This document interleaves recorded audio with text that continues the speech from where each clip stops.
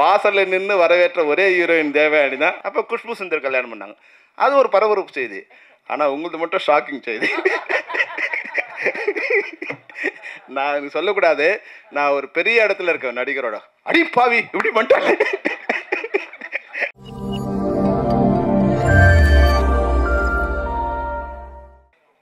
புலன் விசாரணை கேப்டன் பிரபாகரன் செம்பருத்தி என இயக்க ரேஸில் முன்னணி ஓட்டக்காரர். ஹாலிவுட் பட உழைப்பை தமிழ் படங்களில் நேர் செய்தவர்.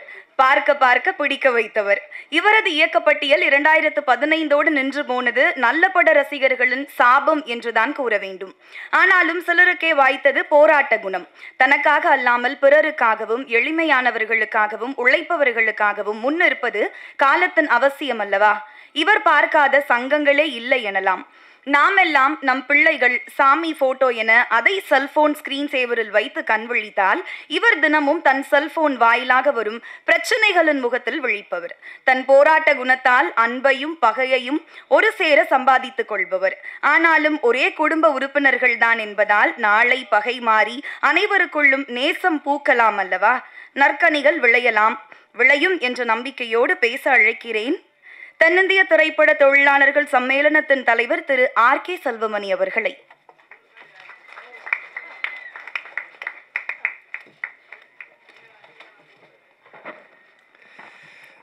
அனைவருக்கும் வணக்கம்.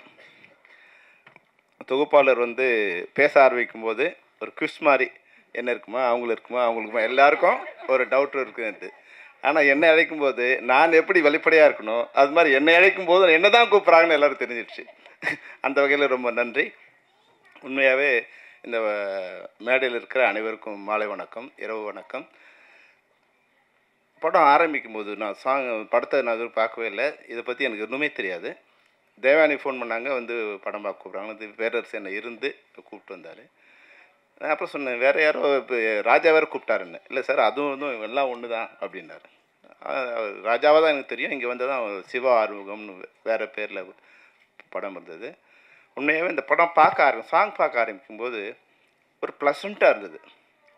ஒரே இறைச்சலமாக இதுவாக இருந்த படத்தில் பார்க்க ஆரம்பித்த ஒரு 1வது நிமிஷத்துலேயே அதுக்குள்ளே ஆடியன்ஸை உள்ளே எடுக்கிற மாதிரியான ஒரு ஷார்ட்ஸ் அவ்வளோ அழகாக இருந்தது.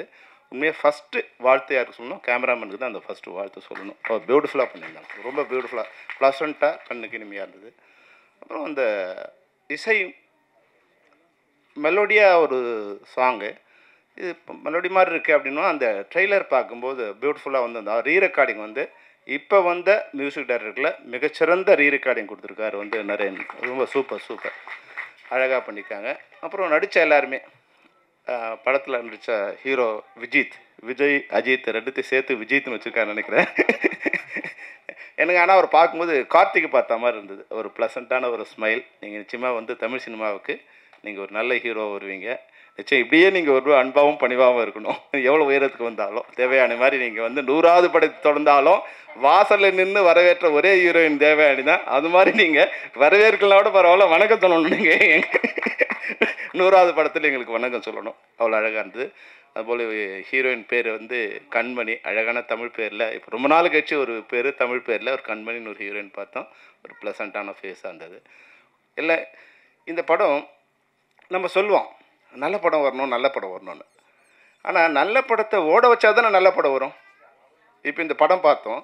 நிச்சயமாக ஒரு சமூகத்துக்கு என்ன மாதிரியான ஒரு படம் வேணுமோ அது மாதிரி ஒரு படம் பண்ணியிருக்காங்க. இந்த படத்தை ஓட வச்சாதான் நல்ல படத்தை அடுத்தவங்க எடுப்பாங்க. இல்லைனா வேறு மாதிரியான படங்கள் தான் வர ஆரம்பிக்கும். ஒரு கமர்ஷியல் அப்போது படம் எடுக்கிறவங்களை திட்டி பிரயோஜனம் இல்லை. நல்ல படங்கள் வரும்போது அதை பார்க்க வைக்கிற இல்லை பார்க்குற ஆடியன்ஸ் இருந்தால் தான். இப்போ சொன்னாங்க, தேவயானி சொன்னாங்க, நீங்கள் ஒரு ஷோவில் எடுத்துட்டாதீங்கன்னா அது யுவராஜ் கையில் இல்லை.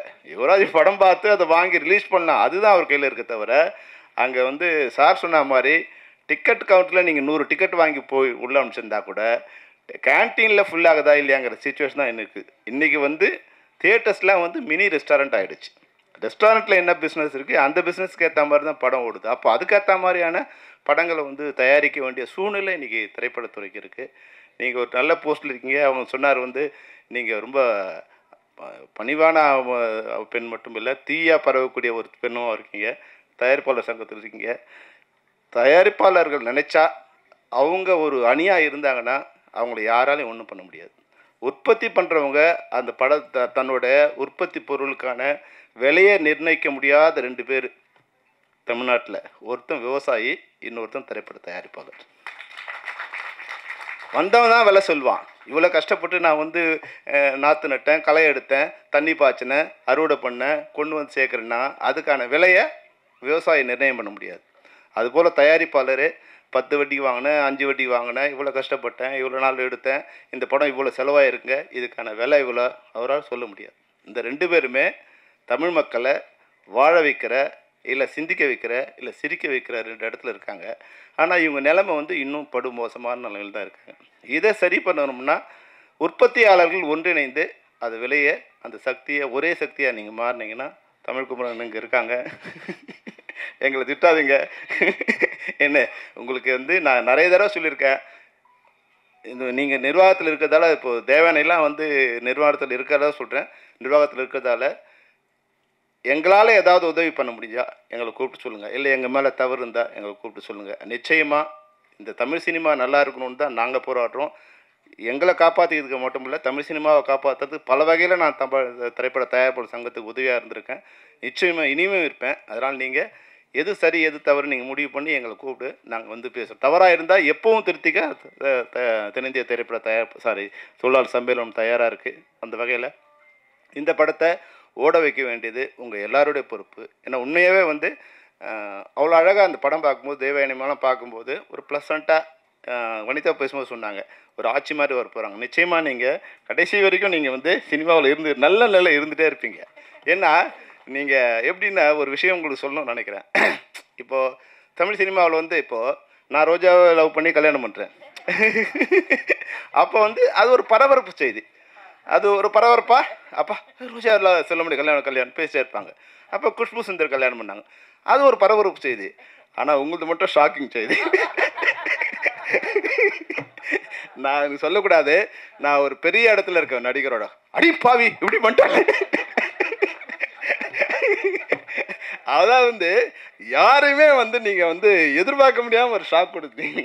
அந்த வகையில் வந்து உங்களுடைய கல்யாணம். ஆனால் அதுக்கு பிறகு வந்து உங்கள் வாழ்க்கை இருக்கு இல்லைங்களா, நிச்சயமாக நடிகர்களுக்கு மட்டும் இல்லை, தமிழ்நாட்டில் இருக்கிற பெண்களுக்கே நீங்கள் ஒரு உதாரணமாக இருக்கீங்க. அந்த குழந்தைகளை எப்படி வளர்க்கணும், அழகுங்கிறது வந்து வெளிப்புறத்தில் இல்லை, மனசில் இருக்குது, மரியாதைங்கிறது மனசில் இருக்குது. அந்த குடும்பத்தை அவ்வளோ அழகாக நீங்கள் வந்து கொடுத்துட்டு கடவுள் வந்து உங்களுக்கு 2 அழகான பெண்களையும் கொடுத்துருக்காங்க, குழந்தைங்களை. உண்மையாகவே வந்து நீங்கள் வந்து உங்கள் தம்பி பேசுகிறாரு, பேசும்போது அவர் உங்கள் முகத்தை தான் நான் பார்த்தேன். அவ்வளோ அவங்க அம்மா இருந்தால் எப்படி ரசிப்பாங்களோ அப்படி ரசிச்சிங்க நீங்கள், அவ்வளோ பெருமிதமாகவும். ஏன்னா உறவுங்கிறது அதுதான். அந்த உறவை வந்து இந்த சினிமா அவ்வளோ அழகாக சொல்லியிருக்கு. அது மாதிரி இந்த குழந்தைய நீங்கள் வந்து பேசும்போது அவங்க அம்மா முகத்தில் அவ்வளோ ஆனந்தம், அவ்வளோ பெருமிதம், அப்படி வந்து ரசிக்கிறாங்க. தேங்க்யூ சொல்லு அப்படின் போது ரசிக்கிறாங்க. அதுதான் உறவு, அதுதான் தமிழர் கலாச்சாரம். அந்த கலாச்சாரத்தை இந்த படம் வந்து மிக சிறப்பாக எடுத்து காமிச்சிருக்காங்க. நிச்சயமாக ரசிகர்கள் எல்லோரும் நீங்கள் இந்த படத்தை வாழ்த்தணும். அப்புறம் வந்து பேசாமல் இருக்கிற குழந்தைங்களெலாம் இல்லை பலூன் பிஸ்கட்லாம் கொடுப்போம். நாங்கள் உட்காந்து பேசாமலே இருந்தோம், ரொம்ப நேரம் பேசிகிட்டே இருந்தோம். எங்களுக்கு பலூன் சாக்லேட்லாம் கொடுப்பீங்கன்னு நினச்சேன், அது கொடுக்காம விட்டீங்க. இன்னொரு விஷயம் என்னென்னா, இந்த கத்திரி வெயிலுக்கு ஒரு குடை வந்து எப்படி வந்து ஒரு சிறப்பாக இருக்குமோ, அது மாதிரி வந்து கத்திரி வெயிலாக காஞ்சி போயிருக்கிற தமிழ் சினிமாவுக்கு இந்த நிழற்குடை வந்து ஒரு சிறப்பான குடையாக இருக்குங்கிறது தான். அது மாதிரி அண்ணனுக்கு தம்பிக்கு ஒரு வாழ்த்து, அது ஒரு வேண்டுகோள். நீங்கள் சிவப்பாக இருந்தீங்க, கருப்பாக இருந்தீங்க, இப்போ தூய்மையாக இருக்கீங்க, எந்த வண்ணமும் இல்லாமல் தூய்மையாக இருக்கணுங்கிறது தான் எங்களோட ஆசை. நன்றி, வணக்கம்.